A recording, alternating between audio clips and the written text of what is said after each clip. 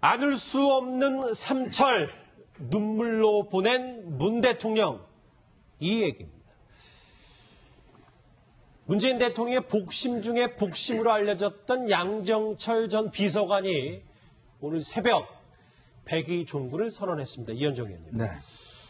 양정철 전 비서관과 인연을 얘기하기 전에 어제 마지막 만찬을 했는데 문재인 대통령이 여기서 눈물을 보였다는 얘기가 있어요. 네.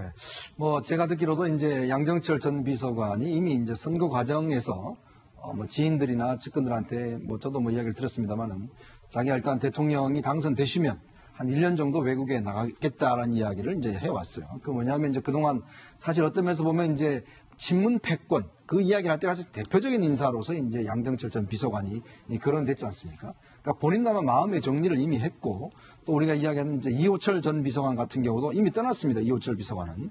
그러니까 동유럽으로 이제 떠났는데 본인도 마찬가지로 이제 우리가 정권을 만드는 데까지는 기여를 하지만 이번 사실 그 선거가 왜 있었겠습니까? 결국 이제 비선 실세들의 국정농단 때문에 있은 그 선거 아니겠습니까? 그러다 보면 국민들 입장에서 보면 더욱더 이런 그 어떤 실세의 문제에 대한 좀 알러지 반응들을 사실 많이 할 수밖에 없는 상황이거든요. 그렇다고 본다면 이제 그런 결심들을 사실 그동안 해왔고 아마 어제 최종적으로 이제 문재인 대통령과의 저녁 자리에서 그 이야기를 했는데 사실은 오늘의 문재인 대통령이 있는 데는 저는 양정철 비서관의 역할이 엄청나게 컸다고 봅니다. 사실은 본인 같은 경우는 그렇게 정치를 썩 하고 싶었던 분이 아니거든요. 그러니까 그런 분을 결국 이제 대통령 후보로 만들고 또 대통령에 낙선된 다음에 다시 또 이게 불길을 일으켜서 또 운명이라는 책도 이제 본인이 양정철 비서관이 썼지 않습니까? 그럼 이제 결국 이제 이렇게 대선까지 온 데는 실질적으로 양정철 비서관의 역할이 굉장히 컸거든요. 그러니까 본인은 여러 가지 욕을 먹었습니다만은 그 상황에서 일단 지금까지 이렇게 한 결정적인 어떤 그런 참 공신인데 공신이 자기가 어떤 마련된 영광스러운 자리를 버리고 떠난다는 것은 굉장히 힘든 일입니다, 사실은. 그러니까 본인도 마찬가지지만 누구나 다 양정철 비서관이 어떤 청와대 들 것이라고 예상을 했지만 본인은 일단 표표히 일단 뉴질랜드로 떠나겠다고 합니다. 예, 그런데 허 교수님 물론 측근들의 이 자발적인 이선 후퇴가 굉장히 긍정적으로 평가가 되고 있긴 하지만 또 일각에서는 문재인 대통령 입장에서는 좀 편한 사람들 옆에 두고 일하는데 동력을 얻는 것은 또 긍정적인 측면이 있을 수 있다 이런 평가들도 있더라고요. 그렇습니다. 오랫동안 호흡을 맞추었기 때문에 서로 표정만 봐도 뭘 원하고 있고 뭔 뉘앙스를 가지는지 알 수 있는 사람이 옆에 있어주는 건 큰 도움이 되죠. 그리고 이제 대통령 측에 오르고 나면은 본인이 모든 걸 다 내색을 할 수 없지 않습니까? 때로는 숨겨야 되고 또는 가려야 되는 것들이 많은데 그런 것들 눈치채고 정리해주고 가르마를 타주는 사람이 있으면 굉장히 좀 편하죠. 사실 양정철 비서관은 특히 이제 지난 대선에도 그렇지만 낙선하고 난 이후에 외롭고 힘든 그 순간들을 다 지켜주고 논리를 개발하고 대응 그 전략을 짜서 함께 나왔던 그야말로 동지 중에 동지 아닙니까? 문 대통령의 의중을 제일 잘 아는 사람. 그렇습니다. 의중을 제일 잘 알기도 하고 오히려 문 대통령이 어떤 방향으로 전략적 스탠스를 쳐야 되고 이런 것들을 오히려 먼저 판단하고 결정하고 이런 데 함께 해줬던 최고의 동지라고 봐야 되죠. 그리고 또 이제 이 내부에 여러 사람들이 모이다 보면은 의견이 다를 수 있고 그런 가운데서 이 의견을 조정하고 정리하고 다시 말해서 가르마를 딱 타야 되는데 이 가르마를 딱 탈 때는 누군가가 악역을 좀 해줘야 되거든요. 그렇죠. 이제 그런 악역을 간간히 맡아주는 사람이 있어야 되는데 사실은 지금까지 양정철 전 비서관이 그런 역할들을 많이 해줬고 그러다 보니까 안팎으로부터도 여러 가지 비난을 받았죠. 그래서 이제 양정철 비서관이 유명한 이야기를 안 했습니까? 이번에 말하면서 가만히 있으면은 비선이고 뭔가 좀 움직이면 패권이다. 이런 식으로 뭘 해도 비난을 받는 그런 구조에 빠져가 돼서 본인도 굉장히 고통스럽고 힘들었던 과정들이 있습니다. 근데 사실은 이런 이제 최측근이 남아서 같이 일을 해주면 또 좋은데 방금 말씀하신 것들은 최순실 국정농단을 보면서 또 그 이전에 여러 정부에서도 보면은 실세 측근들이 이제 좋지 않은 방식으로 또는 결과적으로도 나쁜 결과들이 나오는 것들을 보면서 이제 이게 대한 어떤 터부가 있어서 본인 결국 떠날 수밖에 없었는데 특히 그 최순실 국정농단 사태에 제일 큰 유탄을 맞았다 해도 과언이 아니라 봅니다. 그런데 이렇게 다 결심하고 떠나준 것은 결국은 이 정부의 성공을 바라고 또 초기에 국민들의 큰 관심에서 이런 좋은 모습들을 보이면서 박수받고 떠나는 거라서 본인들한테는 슬프지만 아프지만 좋은 장면이 아닌가 이렇게 여겨집니다. 이 문재인 대통령과 양정철 전 비서관의 사이는 어느 정도 돈독했는지 저희가 화면으로 한번 만나보시겠습니다. 정치 문재인이 정치에 도전하는 과정은 스스로의 금기를 깨나가는 과정인 것 같은데 절대 무대에 오르지 않겠다고 한 분을 설득을 해서 북콘서트를 했고 절대 출마하지 않겠다고 하는 분이 스스로 결단 내려서 출마를 했고, 가장 문희 사장이 자신 없어 하는 게 춤과 노래인데, 일단 춤의 금기는 깼습니다. 다음에 남은 게 노래고요. 뭐 그런 질문에 이제 뭐 문재인 사장님을 제가 대신해서 어떤 말씀을 드리는 거는 좀 외람된 일인 것 같고요. 계곡이 깊으면 산이 높다고 하지 않았습니까? 문재인 사장이 그 희망의 한 중심에 설 수 있다는 그런 자신감을 저는 뭐 함께 공유하는 것으로.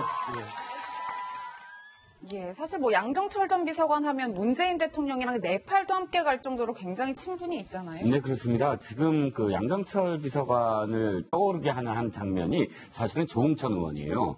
당시에 조응천 의원을 이 진짜 7고 초려 정도가 아니라 한 30고 뭐 초려일 거예요, 아마. 엄청나게 많이 찾아갔는데 문재인 대표가 찾아간 게 아니라 조응천 전 비서관이 찾아갔죠. 그때는 아무것도 아무렇지기도 없었으니까. 뭐 그때 조응천 의원이 뭘 했냐면 횟집을 했어요. 그런데 아무 얘기도 없이 내가 누구라는 얘기도 없이 매일같이 찾아가는 거예요. 매일같이 찾아가서 밥 먹고 매일같이 찾아가서 회 먹고 하니까 조응천 그 횟집 사장이 직접 그 손님한테 자 이제 말하세요. 뭐 때문에 오셨습니까? 했더니 내가 문재인 대표가 보낸 양정철이다 하면서부터 이제 마음이 동하기 시작했다. 즉 사실 양정철 전 비서관이 비난을 받게 된 동기는 문재인 당대표 시절부터예요. 문재인 대표가 이 민주당을 이끌던 시절 사실 당직에 충분히 어떤 그 당대표와 상의해서 해야 될 일들이 있는데 어떤 일들 인사가 난다든지 혹은 정책이 난다든지 어떤 이런 부분들이 있을 때 그 원래 이루어져야 될 그런 어떤 라인에서 우리는 모르는 일이다. 아니, 근데 우리랑 상의 안 했다. 이런 이야기들이 나오면서 도대체 그럼 문재인 대표는 누구랑 상의하는 거냐. 이러면서 그때 비선 얘기가 나오기 시작하고 그때 삼철 얘기가 나오기 시작했거든요. 그런데 아까 뭐 사실 조응천 의원 말씀드렸지만 굳은 일은 도맡아서 사실 했어요. 굳은 일은 도맡아서 했는데 다만 이런 어떤 상황이 청와대까지도 되풀이돼서 안 된다라는 우려가 아무래도 이제 양정철, 이호철 보좌했던 두 사람이 아마 외부에 나가야 된 동기가 아닌가 싶습니다. 예. 허 교수님, 뭐 지금 잠깐 조응천 의원 얘기도 했지만 임종석 지금 대통령 비서실장도 알고 봤더니 문 대통령을 보좌하게 된 게 양정철 전 비서관 인연이라는 그렇죠. 임종석 실장은 사실은 문재인 대통령과 별 인연이 그동안 없었습니다. 뭐 함께 일을 할 그런 기회가 전혀 없었고, 지난번 총선에서 이제 예선전에서 낙선을 했죠.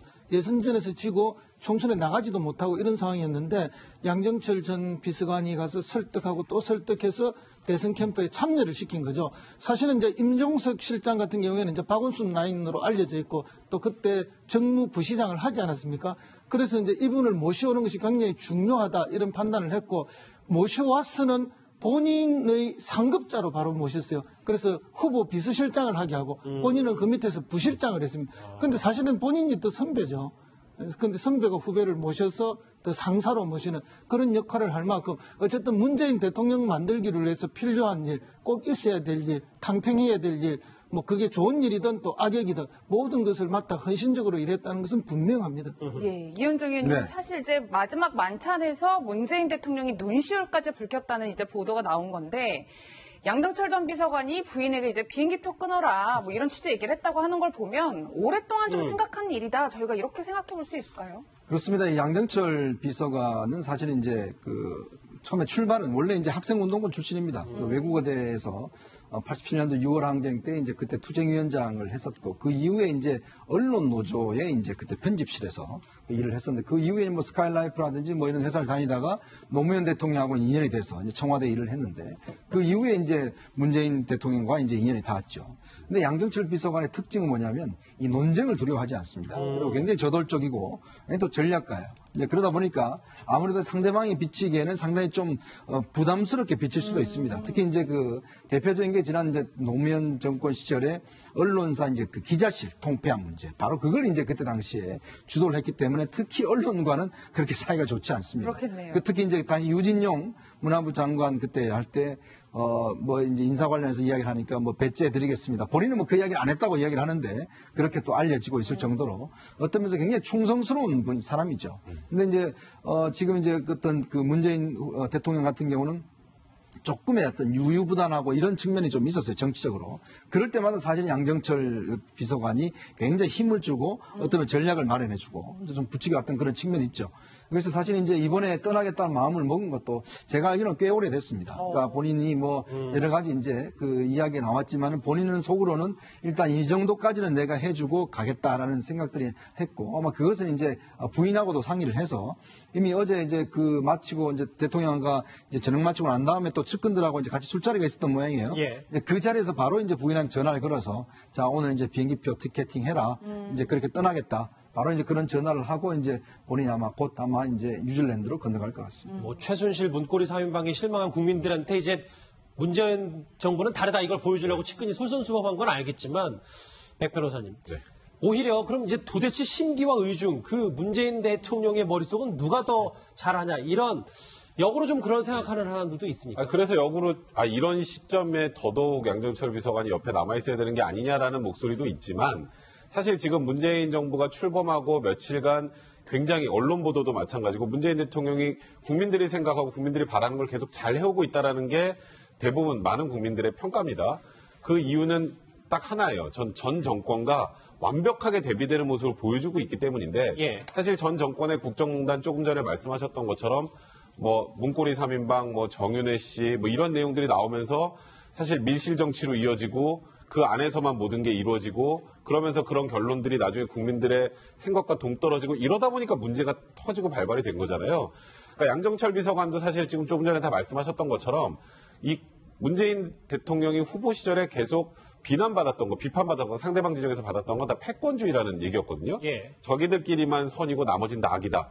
이번에도 문재인 대통령이 집권을 하면 그렇게 될 것이다. 이런 우려들을 가지고 있었는데 그런 우려를 어찌 보면 양정철 비서관 같은 분이 한국에 어디 이제 뭐 다른 데 가 있고 청와대 안 들어간다거나 아예 해외로 가는 것. 저는 이거 정윤회 씨 때문이라고 생각이 들거든요. 그러니까 아예 한국이 아니라 해외로 가서 나는 전혀 비선이 아니다라는 거를 선언하는 것 같은 모양새는 저는 개인적으로 국민들로부터 굉장히 환영받을 그런 상황이라는 생각이 들고 물론 지금 당장 문재인 대통령 입장에서 조금 힘드실 수 있겠지만 뭐 우리나라 시스템이 뭐 양정철 비서관 옆에서 꾸준히 도맡아 할 사람이 없으면 안 돌아가는 시스템이라면 그게 더 문제가 아니겠습니까? 그래서 본인 스스로가 놓아달라고 그 문재인 대통령 어제 눈물을 흘렸던 거군요. 양정철 전 비서관 말고 떠나는 친문 한 명이 더 있습니다. 화면으로 만나보시죠. 아시다시피 최재성 의원은 제가 가장 신뢰하는 정치인 중에 한 분이에요. 제가 당대표 할 때 어려운 당직 맡아서 고생 많이 하셨습니다. 그 무거운 당직을 맡은 책임감 때문에 우리 당의 총선 승리 그리고 정권 교체를 위해서 스스로 기득권을 내려놓는 그런 사진 승인을 해주셨습니다. 사진 승인이 정말 아프고 또 최재성 의원 개인에게 미안하고 또 우리 남양주 시민들께도 정말 미안합니다. 예. 뿐만 아니라 뭐 최재성 전 의원도 뭐 인재가 넘치니 물러나겠다 뭐 이런 취지의 글을 남기고 백의종군을 선언했어요. 네네. 문재인 대통령 참 고마울 겁니다. 당시 굉장히 고마울 게 뭐냐면 당대표가 될 때 사실 가장 힘을 실어준 게 정세균계 의원들이었어요. 사실. 그때 최고위원들도 함께 나오고 또 밀어주고 당시는 사실 국민의당으로 분화되기 전이니까 비문그룹의 목소리가 굉장히 컸거든요. 그 당시에 또 정세균계 의원들 중에 최재성 의원이 정말 좀 시쳇말해서 죄송합니다만 몸빵이랄까요? 몸으로 정말 비판 다 막아내고 스스로 나서서 공격도 하고 하면서 정말 당대표를 수행할 수 있게끔 하는 혁혁한 진짜 공을 세웠거든요. 그런데 그런 최재성 의원 전 의원이죠. 공에 대해서는 지금 이 대선 과정에서도 역시 공이 있는데 문제는 양정철 그 비서관과 거의 똑같은 이유가 아닐까 싶어요. 이 선으로 물러나는 건 뭐냐면 그렇게 몸빵을 하다 보면 사실은 적대적인 적이 많이 생길 수밖에 없고. 몸빵이라는 단어보다는 좀 수술을 하면 좀 이제 죄송합니다.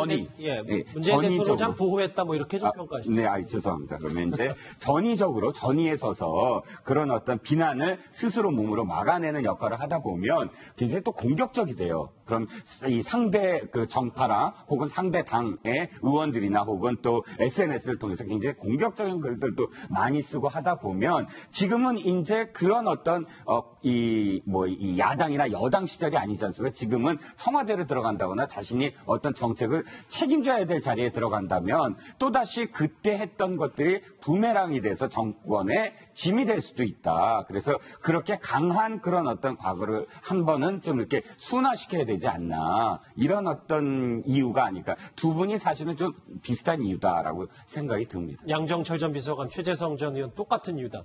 근데 이제 정청래 전 의원이 SNS를 통해서 공직은 떡 하나 보상받는 자리가 아니다. 이제 뭐 전리품 나눠 갖듯이 하는 게 아니다라고 얘기를 했는데 최재성 전 의원도 마찬가지고 인재가 넘친다. 이 말을 진짜 그렇게 고지고대로 받아들여야 됩니까?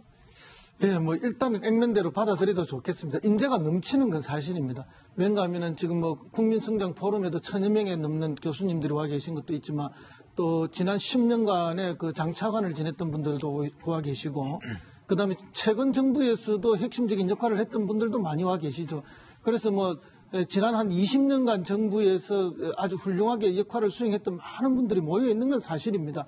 그러나 인재가 아무리 많다 해도 그 인재들 중에서 누군가를 뽑았을 때는 적재적소의 인사도 필요하지만 또 충성스러운 인사도 필요한데 이런 분들이 다 떠나가는 것은 아마도 이제 앞에서 쭉 설명하셨듯이 전 정권과 대비되는 모습을 국민들에게 보여줘야 할 그런 절박함도 있지 않느냐 그런 느낌으로 이야기를 하고요.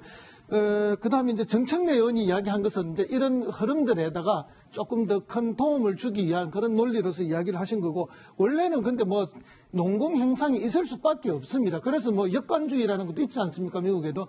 그런데 이제 우리나라는 이게 이제 공식적으로 아직 인정을 안 해주고 오히려 터부시하는 문화 때문에 같이 했던 동지들이 하면은 비판받고 하지 않으면 또 다른 문제가 생기고 이런 어려움이 현실적으로 있는 게 사실입니다. 예, 이현정 의원님 어쨌든 이제 문재인 대통령 뭐 출범 열흘도 안 됐는데 이선 후퇴 백의종 군들이 쏟아지고 있는데 정부 말에 가서도 이분들이 등장하지 않을까요?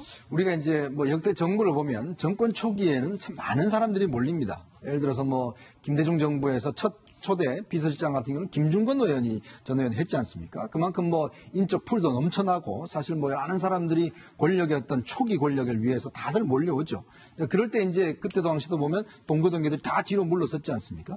근데 이제 권력이 한 중반기를 넘어서면요. 이제 서서히 이제 떠나가게 돼 있습니다. 권력의 생리란 게. 우리가 5년 단임제 같은 경우는 이제 권력이 한 2년 정도 넘어가면 서서히 이제 한두십 명씩 빠지기 시작을 하거든요. 왜냐하면 그만큼 권력 자체가 약해지기 때문에 그런 현상은 뭐 자연스러운 현상입니다만은 근데 이제 마지막에 어떤 면을 보면 정말 대통령제, 5년제 대통령자에서는 말기에 정리하는 게 굉장히 필요합니다. 그때 되면 뭔가 사고가 터지고 여러 가지 뭐 문제도 터지고 하기 때문에 그걸 수습하고 또 국정을 어떤 장악력을 높이기 위해서는 그때는 사실은 측근들이 필요해요. 왜냐하면 나름대로 본인의 뜻도 알고 정말 끝까지 우리가 뭐 이제 시쳇말로 순장조라고 그러잖아요. 그러니까 결국 이제 퇴임 이후도 함께 할 수 있는 동지가 사실 필요한 거거든요. 그때는 사실은 이제 권력에 처음에 맞들었던 사람들은 다 없습니다. 그러니까 그렇기 때문에 제가 볼 때는 물론 이제 초기 단계에서는 이런 분들이 이제 다들 떠나가지만, 그러나 이제 뭐 문재인 대통령이 이제 중후반으로 접어들수록 권력이 마지막에 들면 아마 측근들이 다시금 한번 뭉치는 계기가 되지 않을까. 예전에 같은 경우 뭐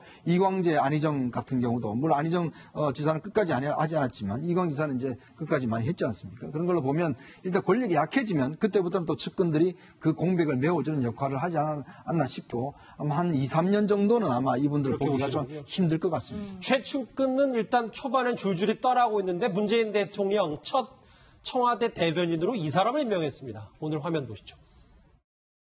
청와대 대변인의 말이 청와대의 현재임을 잊지 않도록 하겠습니다. 좋은 대변인의 역할이 말을 잘 하는 것보다 말을 잘 듣는 것이라 그렇게 여기겠습니다. 박신임 청와대 대변인은 2012년 19대 총선에서 공주지역 국회의원으로 지난 대통령 후보 경선 당시에는 안희정 충남도지사 캠프의 대변인을 지냈습니다. 예, 사실 박수현 대변인 하면 안희정 지사의 입으로 굉장히 잘 알려진 분이잖아요. 그렇습니다. 안희정 지사하고 친구죠. 나이도 같고 그리고 같은 지역에서 정치를 했기 때문에 아, 친구군요, 안희정 예, 지사. 특별히 가까운 사이입니다. 근데 이제 이 박수현 대변인은 이제 국회의원을 할 때도 여러 당 대표의 비서실장도 하고 또 당에서 대변인도 했습니다. 근데 워낙 이게 신사의 품격을 가지고 있고 언어도 신사적입니다. 그래서 뭐 상대도 다 좋아하는 그런 분들이에요. 그런 분이라서 뭐 방송에도 선거 중에 많이 출연을 했지만 어떤 뭐 심한 공격에도 심한 말로 이렇게 대응하는 것이 아니라 점잖고 부드러운 말로 대응을 해서 아주 품위를 지켜줬던 그런 전형적인 분인데 아마 이번에 대변인으로 거론될 때도 이분이 아니고 다른 분도 일부 거론이 됐던 것 사실입니다. 예. 그런데 이제 원래 0순위가 있고 1순위, 2순위가 있지만 의외로 0순위보다는 1순위, 2순위에서 보석이 있는 법이거든요. 아마 이번 인사는 그런 전형적인 그런 인사가 아닌가 보여지고요. 정말 잘 발탁한 인사다. 사실은 이제 이미 현역 의원을 한번 거친 분이라서 청와대 대변인은 1급이거든요. 1급 비서관을 가기에는 약간 격이 안 맞을 수도 있는 건 사실입니다. 그럼에도 불구하고 이제 본인이 받아들였고 또 대변인은 실제 모든 중요한 현안 회의에 다 참석을 해서 정확하게 청와대 돌아가는 걸 다 파악을 하고 있어야 되고 굉장히 경무입니다. 그리고 예. 언론 상대도 잘해야 되고 그런 어려운 일을 맡은 것만 해도 뭐 청와대 입장에서는 보면은 안희정계를 포용해서 모양이 좋고 또 본인 입장에서는 뭐 힘들고 어려운 일을 또 가져서 좋고 뭐 좋은 인사라고 그렇게 생각을 제가 합니다. 박수현 대변인 한마디만 더 드리면 이 박수현 대변인이 이제 집이 공주가 지었거든요. 예. 이분이 자가용이 없습니다. 그러니까 항상 대중교통을 이용해서 국회 올 때도 택시 타고 오고 버스 타고 다니고. 본인은 뭐 비서 차가 운전하는 게 아니라 차가 없이 이제 본인이 정말 뚜벅이로 다닙니다. 그만큼 이제 그 4년, 지난 국회의원 4년 동안도 그랬고 지금 이제 나와서 이번에 낙선하고 나와서도 보면은 항상 이제 그렇게 다니고 사실 어제까지만 해도 저하고 같이 방송을 했었는데 갑자기 이제 뭐 들어간다 그러니까 원래는 뭐 사실 좀 뒷이야기를 하자면 이제 아마 좀 다른 자리를 처음에 이야기했었는데 다른 분이 이제 들어오는 바람에 좀 조정이 된 것 같습니다만은 제가 볼 때는 뭐 제일 적절한 위치에 가시지 않았나 싶습니다. 저도 저 뉴스특급 시작하기 전에 전화를 해서 한번 어떻게 청와대 대변에서도 어떻게 활동할 건지 좀 목소리를 뉴스특급 통해서 직접 듣고 싶다 그랬는데 지금 막 회의 중이고 지금 브리핑 중이어서 연결은 지금 안 되는 것 같습니다. 뭐 내일쯤 한번 다시 목소리를 들어봐도 되고. 백 변호사님, 글쎄 박수현, 안희정 지사의 입을 임명했고 그리고 아까 뭐 양정철, 최재성 그리고 원래는 청와대 대변인의 이분도 하마평에 올랐었는데 화면 한번 보시면 고민정 전 KBS 아나운서가 뭐 대변인의 유력하다 이런 보도 사실 많았는데 그렇죠. 저 얘기를 했어요. 잘해준다는 얘기를 했다면 오히려 실망했을 것이다. 이게 지금 문재인 대통령의 초반 흐름에 저 얘기랑 궤를 같이 하는 겁니까? 사실 고민정 아나운서가 대변인으로 임명이 됐으면 그 전에 문재인 후보 시절에 도왔던 거에 대한 순수성이 좀 훼손됐을 가능성도 있다는 생각이 들어요. 그러니까 저도 사실 그 생각을 했거든요. 고민정 아나운서가 문재인 후보를 돕는다는 얘기를 하면서 아 저분이 나중에 대변인이 될 수도 있겠구나 하는 생각을 했었는데 그게 어찌 보면 굉장히 좀 과거지향적인 정치 방식 아닌가요? 이번에 어찌 보면 문재인 대통령이 되고 나서 최측근들이 굉장히 많이 청와대로 들어올 것 같았는데 지금 현 시점에서 보면 뭐 임종석 비서실장을 필두로 뭐 박원순계나 지금 조금 전에 본 박수현 대변인을 필두로 한 또 안희정계 뭐 이런 분들 그러니까 당내 화합이나 그러니까 바로 옆에서 막 도와줬던 사람들보다는 그런 분들이 많이 임명이 돼서 당내 통합에도 좀 어느 정도 좀 노력을 기울이는 것 같고 거기다가 이렇게 자발적으로 도와줬던 분들이 실제로 문재인 후보를 보고 그러니까 본인이 나중에 뭐가 되겠다는 거 아니라 문재인 후보를 보고 도와줬다는 그 순수성 때문에 어찌 보면 대중들에게 더 박수를 받은 게 아닌가 개인적으로 생각되네요. 한 친문 인사는 이제 양정철 전 비서관까지 떠난 마당에 이제 누가 옆에서 자리 욕심을 내겠느냐 뭐 이런 말도 했다는데요. 일단 뿔뿔이 떠나는 친문 인사들 얘기까지